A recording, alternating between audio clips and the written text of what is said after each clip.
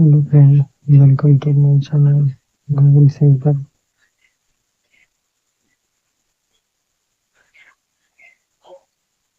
हम लोग लिखेंगे रसायन शास्त्र का हैंड रिटन नोट जो स्टार्ट किए हैं उसका पहला बेसिक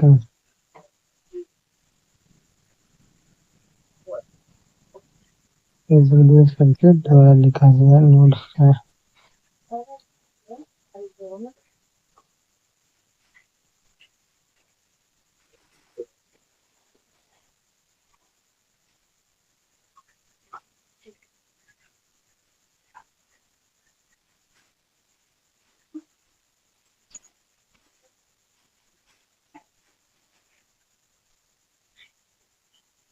हम लोग आज लिखेंगे पदार्थों का वर्गीकरण। पदार्थ को कितने दो भागों में बांटा गया। पहला हो जाएगा भौतिक हो जाएगा, दूसरा रासायनिक वर्गीकरण। भौतिक में हो जाएगा ठोस, द्रव, गैस। ठोस को कहेंगे सॉलिड, द्रव को कहेंगे लिक्विड, गैस को कहेंगे गैस।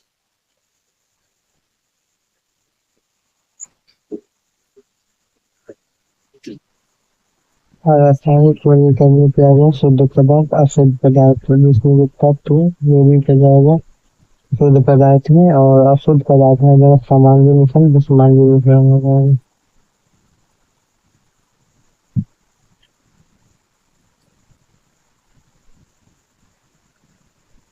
तत्व जैसे हो जाएगा धातु, अधातु, धातु तत्व में होगा यौगिक में जाएगा कार्बनिक यौगिक और अकार्बनिक यौगिक हो जाएगा। धातु जैसे कि हो जाएगा सोडियम, मैग्नीशियम, एल्यूमिनियम, जिंक, लोहा, स्टील, सोना, चांदी हो जाएगा, सोना हो जाएगा और पारा हो जाएगा। धातु में आ जाएगा hydrogen, helium, carbon, nitrogen, oxygen,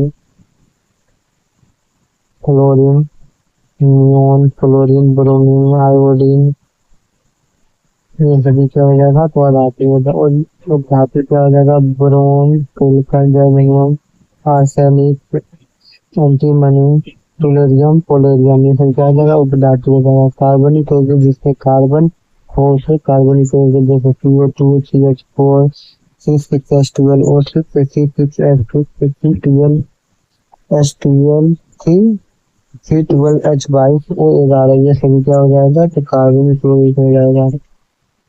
और कार्बनिक होगी जिसमें कार्बन की मात्रा नहीं होगी अथवा कार्बन, जैसे H2O, HCl, NaCl, CaCO3, KCl, Na2, CO3 हो जाएगा, H2SO4, NaOH हो जाएगा, KOH हो जाएगा, ZnO, ये सभी क्या हो जाएगा इसमें कार्बन या कार्बनिक यौगिक हो जाएगा।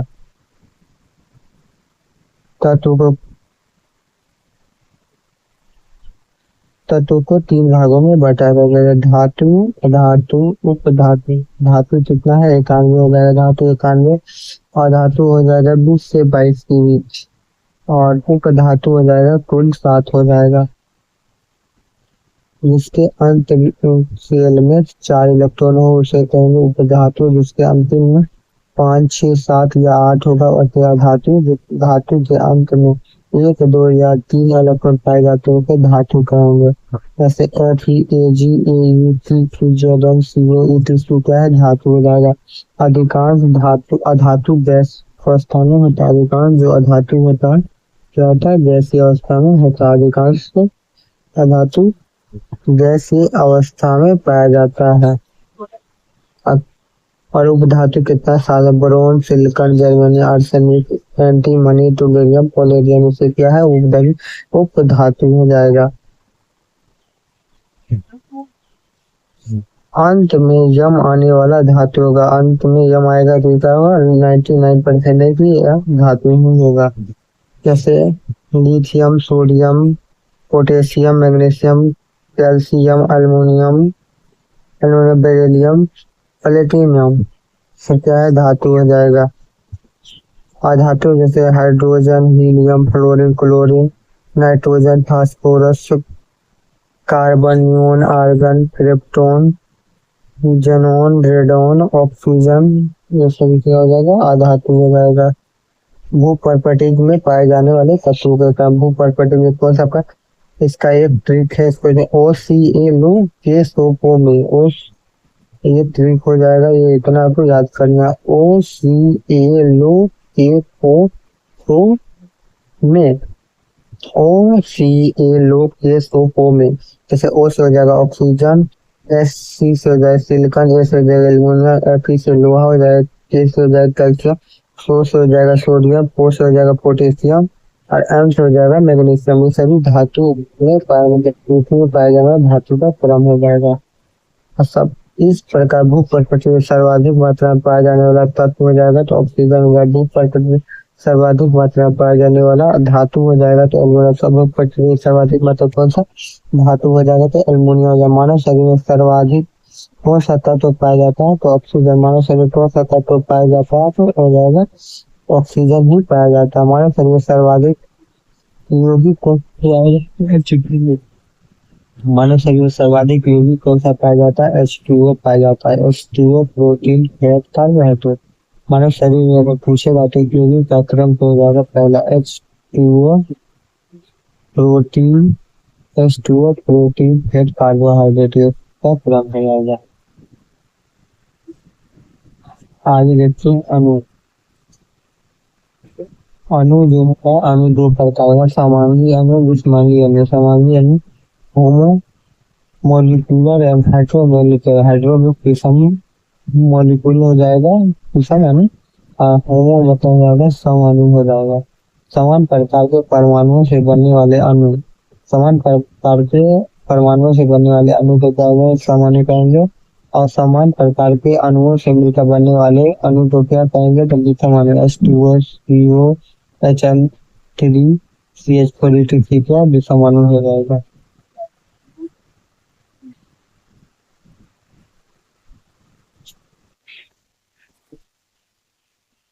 परमाणुता किसको कहेंगे, परमाणुता यानी एटोमिसिटी। एटोमिसिटी जिसे परमाणुता का इंग्लिश होता है एटोमिसिटी होता है। अणुओं में उपस्थित परमाणुओं की संख्या को परमाणुता कहते हैं। अणुओं में उपस्थित परमाणुओं की संख्या को परमाणुता कहते हैं। जैसे अक्रिय गैस हो जाए hydrogen, helium, neon, argon, xenon, radon, ये से एकल परमाणु है। एक पर द्विक परमाणु जैसे O2 N2 H2 Cl2 H2 ये सब क्या है द्विक परमाणु। तीन परमाणु H2O CO2 NH2 हो जाएगा ये त्रिक परमाणु यानी तीन परमाणु। हाइड्रोजन नाइट्रोजन का एक है, हाइड्रोजन का दो परमाणु, टोटल तीन परमाणु। चतुर्थ परमाणु जैसे कि NH3 CH3 P4 ये सब क्या चतुर्थ परमाणु हो जाएगा। और S8 जो हो जाएगा ये क्या है बहु परमाणु हो जाएगा।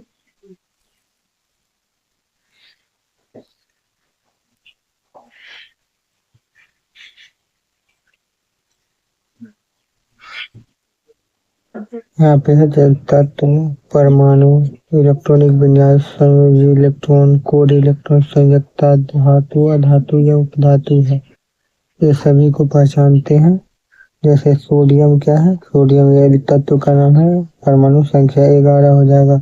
इलेक्ट्रॉनिक विन्यास हो जाएगा 2 8 और 1 11 हो गया। संयोजी इलेक्ट्रॉन यानी कि सबसे लास्ट में जो होता है उसको संयोजी इलेक्ट्रॉन कहते हैं। संयोजी इलेक्ट्रॉन इसका हो जाएगा 1 है।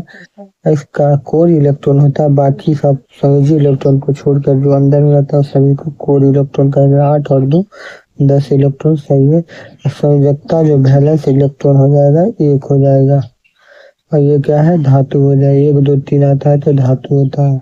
जैसे मैग्नीशियम Mg2 2 8 2 संयोजी इलेक्ट्रॉन हो जाएगा 2, कोर इलेक्ट्रॉन 10 हो जाएगा, संयोजकता हो जाएगा 2 यानी ये धातु हो जाएगा।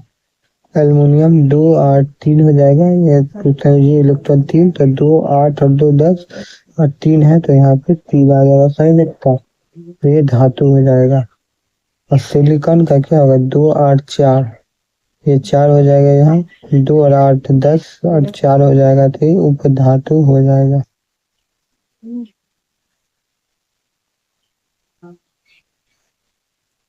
अगला है जाएगा फास्फोरस 15 होता है, 2 8 5 हो जाएगा। यहाँ संयोजी इलेक्ट्रॉन नहीं लास्ट वाले इलेक्ट्रॉन को संयोजी इलेक्ट्रॉन कहते हैं, 5 हो जाएगा। 8 और 2 कोर इलेक्ट्रॉन हो जाएगा।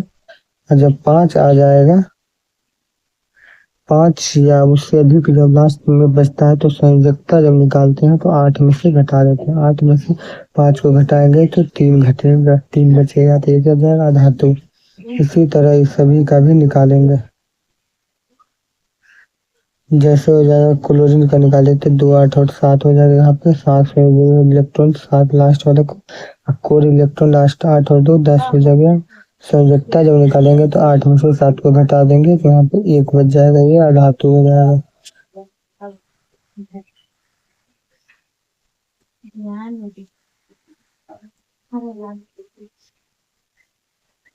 इसी तरह पोटेशियम का निकाले थे 2 8 और 1 हो जाएगा।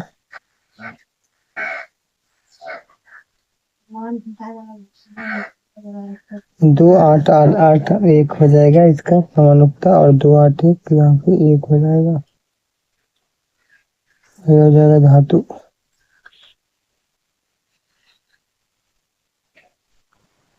चलिए फिर हम लोग देखते हैं आगे। अब संयोजी इलेक्ट्रॉन की तो कहेंगे किसी तत्व के अंतिम कक्षा में इलेक्ट्रॉन की संख्या को संयोजी इलेक्ट्रॉन कहते हैं। बिठाए पहले बताया संयोजी इलेक्ट्रॉन उसको कहते हैं जो लास्ट कक्षा में जैसे 2 और 8 और 1 आ गया, लास्ट में 1 आया, इसको ही संयोजी इलेक्ट्रॉन कहते हैं। कोर इलेक्ट्रॉन क्या हुआ? कोर किसी तत्व के अंतिम कक्षा को छोड़कर उसके अंदर कक्षा के सभी यौगिक इलेक्ट्रॉन का योग को कोर इलेक्ट्रॉन कहते हैं। जैसे 2 और 8 और 1 लिखते तो कोर इलेक्ट्रॉन लास्ट वाले को छोड़ देंगे, बाकी दोनों को 2 प्लस 8 ये 10 कोर इलेक्ट्रॉन हो जाएगा अंदर होगा। संयोजकता किसको कहते हैं? संयोजकता 4 से अधिक नहीं हो सकता। संयोजकता जो होता है 4 से अधिक नहीं हो सकता है। यदि अंतिम कक्षा का संयोजी इलेक्ट्रॉन 4 से अधिक होता है तो ये संयोजकता होता है वो 4 से अगर अधिक होगा तो उसको 8 में से घटा दिया जाता है। जैसे एक कक्षा एक अंतिम कक्षा में इलेक्ट्रॉन 1 2 और 3 है तो वो धातु होगा। अंतिम कक्षा में इलेक्ट्रॉन अगर 4 होगा तो उपधातु होगा। क्वाड कार्बन को 2 और 4 ये 6 हो जाएगा, ये उपधातु नहीं है, ये अधातु हो जाएगा। ठीक है, अंतिम कक्षा में 5 6 7 8 होता है तो अधातु ही होगा। शुद्ध पदार्थ को 2 भागों में बांटा गया था ना, शुद्ध पदार्थ हो गया मिश्रण, 2 भागों में बांटे थे। तो मिश्रण अब जो होता है 2 प्रकार का होता है, एक संबंधी मिश्रण, एक विषमंगी मिश्रण। क्या होता है? संबंधी मिश्रण, विषमंगी मिश्रण। तो हम लोग शुद्ध पदार्थ को 2 भागों में बांटे थे पहले, शुद्ध और अशुद्ध, और उसके बाद मिश्रण और यौगिक में बांटे थे। और ये मिश्रण होता है वो सब का भी 2 प्रकार ये अलग होते हैं। जैसे समांगी मिश्रण हो जाएगा चीनी पानी का मिश्रण, नमक पानी का, दूध पानी का मिश्रण, यह समांगी मिश्रण समान मात्रा में सब एक साथ मिल जाता है, इसलिए समांगी मिश्रण हो जाएगा। जैसे बालू, कंकड़, मूली, दालमोट, चूड़ा, चीनी, ये सभी भी हम लोग खाते होते हैं। पूरी खाई तो देखते हैं जब दालमोट और मूली को मिला देते हैं तो नीचे में दालमोट सब बन जाता है, मूली ऊपर में रहता है। तो क्या है? विषमांगी मिश्रण, क्योंकि वो दोनों एक बराबर नहीं मिला हुआ, नहीं ऊपर नीचे अलग अलग हो जाता है, इसी कारण से। ठीक है, विलयन वो पदार्थ जो अन्य पदार्थों में घुला हो, वो पदार्थ जो अन्य पदार्थों में घुला हो से विलायक करते, वो विलायक चीज वो पदार्थ जिसे अन्य पदार्थ में घुला हो से विलायक करते हैं। विलय वो पदार्थ जो घुलता है और वो मात्रा में कम होता है।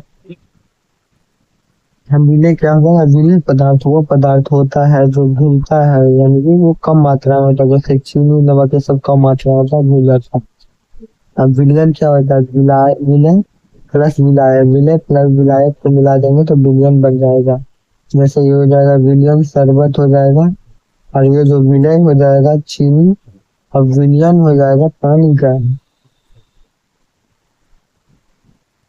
जैसे प्रमुख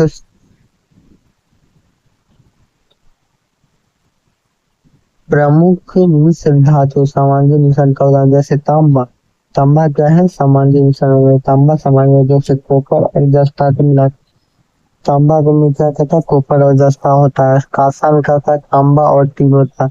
कांसा बोल दिया तो तांबा और टीन हो जाएगा। कांसा तांबा और टीन। पीतल बनेगा तो तांबा और जस्ता हो जाएगा। रोल गोल्ड में कहता है कॉपर और एल्यूमिनियम को मिला देंगे तो रोल गोल्ड बन जाएगा। कॉपर और एल्यूमिनियम को मिलाने को क्या बनता है? तो रोल गोल्ड। कॉपर और एल्यूमिनियम से मिलाने से क्या बनता है? रोल गोल्ड हो जाएगा। जर्मन सिल्वर क्या होता है? तांबा और जिंक और निकेल। जर्मन सिल्वर क्या होता है? तांबा जिंक। जर्मन सिल्वर क्या होता है? तांबा जिंक निकेल में था। जर्मन सिल्वर क्या होता है? तांबा जिंक और निकेल में रहता है। विद्युत फ्यूज क्या होता है? शीशा और टीन का बनाया जाता है। विद्युत फ्यूज जो होता है शीशा और टीन का बनाया। बारूद क्या होता है? सोलह गंधक और चार तो सोलह सूत्र की अनोखी गंधक तथा यानी सल्फर चारकोल मिश्रण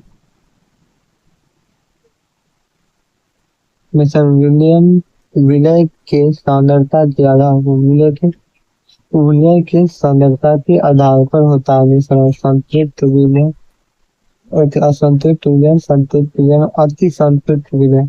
असंतृप्त विलयन तथा वैसा विलयन जिसमें और अधिक विलय घुल सकता है। संतृप्त विलयन का होता वैसा विलयन जिसमें और अधिक मात्रा में घोला जा सकता है। असंतृप्त विलयन कहते हैं।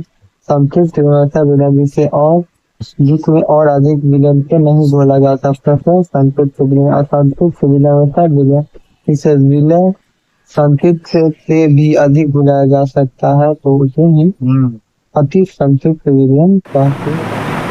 हम लोग अब देखते हैं इसको विलयन चैप्टर को यानी विलय की मात्रा के आधार पर विलयन।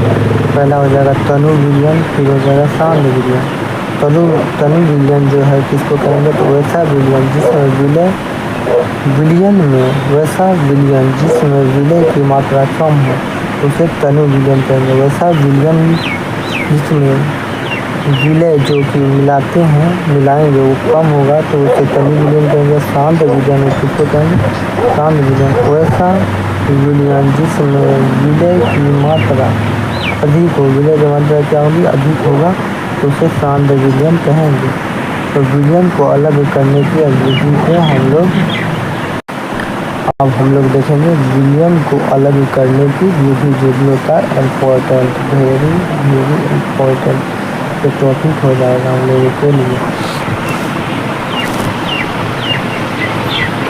ठीक है, पहला हो जाएगा इसमें रवाकरण।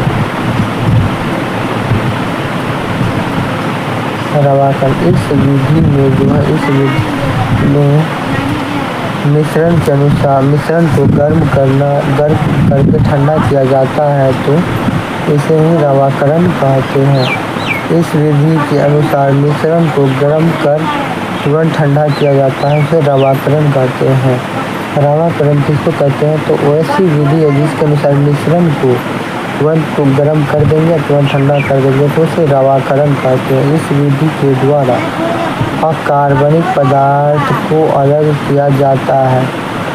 इस विधि में किसको अलग किया जाता है? अकार्बनिक पदार्थ को किस विधि से? रवाकरण के विधि के द्वारा अलग किया जाता है। अकार्बनिक पदार्थ को किससे? रवाकरण विधि के द्वारा अलग किया जाता है। अगला 2 नंबर में विधि का नाम हो जाएगा ऊर्ध्वपातन। इस विधि में ऊर्ध्वपातित पदार्थ को ऊर्ध्वपातन जो होता है उस विधि को कहते हैं। ऊर्ध्वपातित पदार्थ को अलग किया जाता है जैसे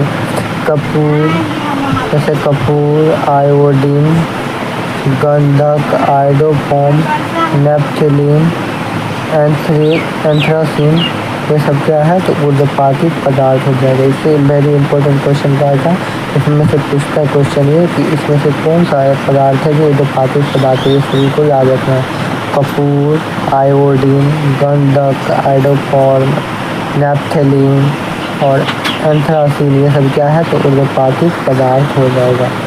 अगला विधि जो है हो जाएगा हम लोग का 3 नंबर हो जाएगा, ये हो जाएगा आसवन विधि हो जाएगा।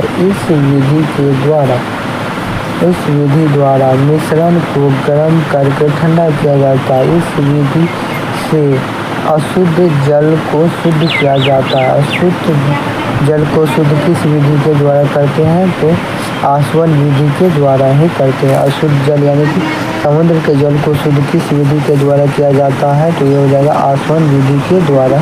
फिर इसमें भी गर्म करके ठंडा किया जाता है ये।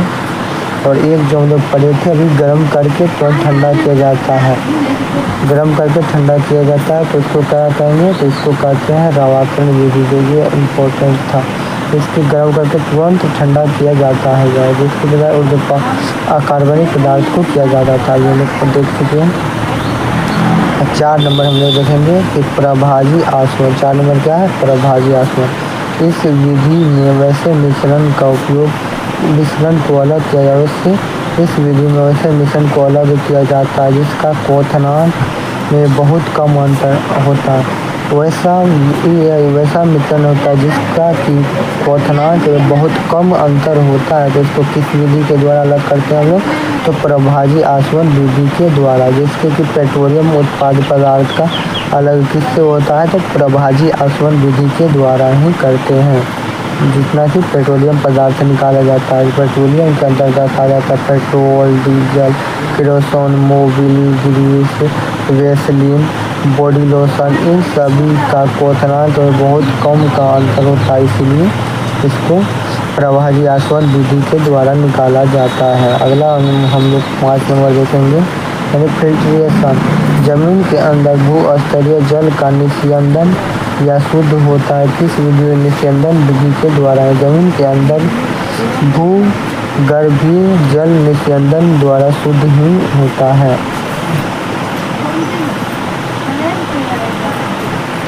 अवस्था में परिवर्तन, ठोस, द्रव और गैस। अवस्था में परिवर्तन क्या होता है? ठोस से द्रव, द्रव से गैस में परिवर्तन होता है। इसको हम लोग देखते हैं। ठोस से द्रव में बदलता है, इसको द्रवणांक कहते हैं। द्रव से गैस में बदलता है तो इसको वाष्पन कहते हैं। द्रव से गैस में बदलने का क्या कहते हैं? वाष्पन कहते हैं। ठोस से द्रव में बदलेगा तो द्रवणांक कहेंगे। और ठीक है, और ठोस से कहेंगे गैस, ऊर्ध्वपातन कहते हैं। ठोस से जो गैस में बदलता है उसे ऊर्ध्वपातन कहते हैं। अगला क्या हो जाएगा? अगला आगे देखते हैं हम लोग। जब ठोस से गैस या गैस से ठोस में बदलता है निक्षेपण कहते हैं। द्रव से जब ठोस में बदलता है, द्रव से ठोस में बदलता है तो हिमीकरण। जब द्रव से ठोस में बदलेगा तो उसे हिमीकरण कहते हैं। जब गैस से द्रव में बदलता है उसे संघनन। जब जो है पदार्थ गैस से द्रव में बदलता है उसे संघनन कहते हैं।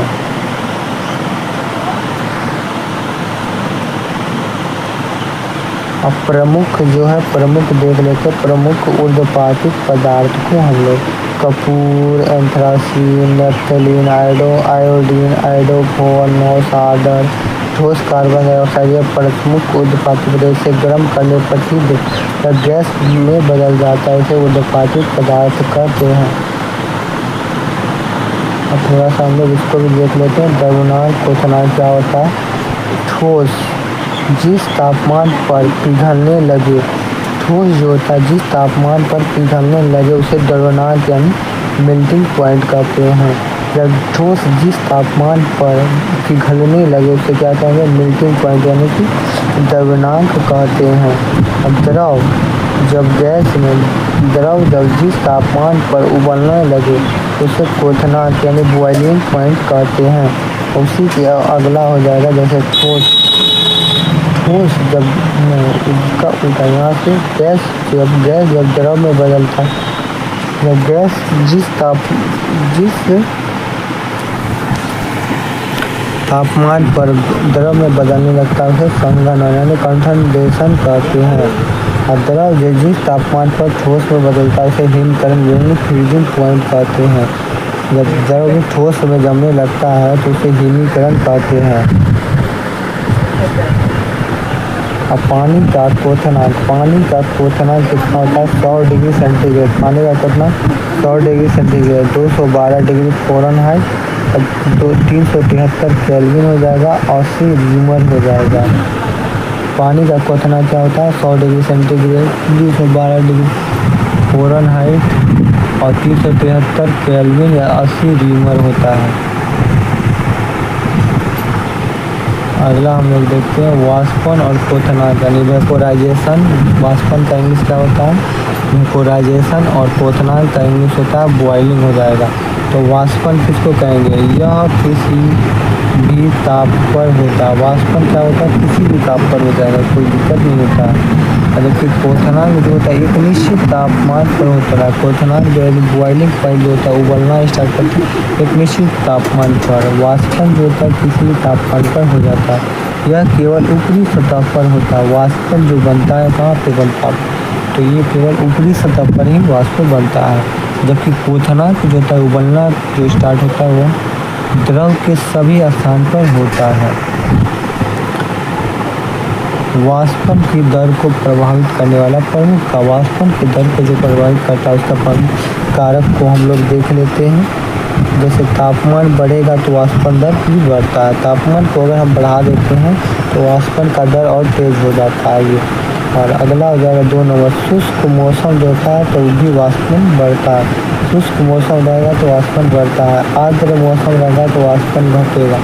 आर्द्र मौसम मतलब कि जिसमें कि बोल सकते हैं जैसे बारिश के मौसम में अगर हम लोग खेती करेंगे तो वाष्पीकरण तो उसमें घटता है। वाष्प जल्दी नहीं बनता, इसी कारण कपड़ा भी जल्दी नहीं सूखता है। बारिश के टाइम में जब आर्द्र मौसम रहता है वायु का वेग बढ़ता है तो वाष्पन दर भी बढ़ता है। वायु का वेग को बढ़ा देंगे तो जल्दी सोखने लगता है, जल्दी सूख जाता है। और उसका क्षेत्रफल को बढ़ा देंगे तो वाष्पन दर भी बढ़ेगा। आप अपने फ्रेंड चैनल को लाइक शेयर सब्सक्राइब कीजिए और अपने फ्रेंड को भी शेयर कीजिए। थैंक यू और जय हिंद।